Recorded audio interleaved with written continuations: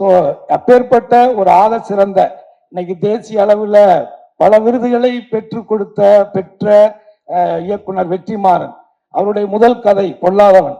அந்த பொல்லாதவன் கதையிலிருந்து நான் அவர் கூட டிராவல் பண்றேன். அந்த படத்துல நான் நடித்தேன். ஆனா அதுக்கப்புறம் எந்த படத்துலயும் அவர் என்ன நடிக்க கூப்பிடல, அது வேற.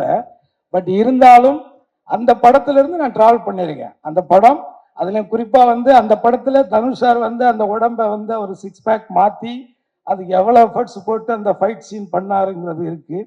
ஸோ ஆக இந்த சினிமா அப்படிங்கிறது இங்க சொன்ன மாதிரி நான் 12 வயசுல இருந்து மேடைகள்ல மக்களை சந்திச்சுக்கிறேன். 12 வயசுல இருந்து என் வாழ்க்கை இதுதான். அவன் கென்னு சொல்ற மாதிரி எனக்கு சினிமா தவிர வேற எதுவுமே தெரியாது. இந்த அரசியல்லாம் திடீர்னு இடையில நடந்த விஷயங்கள் தான்.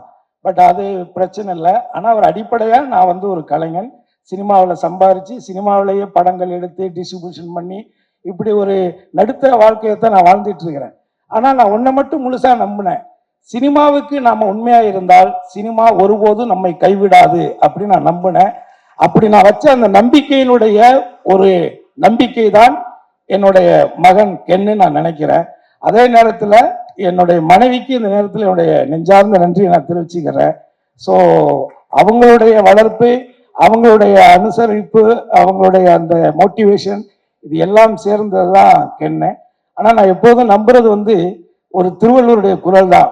என்னுடைய சின்ன வயசுல இருந்தே தெய்வத்தால் ஆகாதெனினும் முயற்சி தன் மெய்வருத்த கூலி தரும் அப்படிங்கிற அந்த குரல்.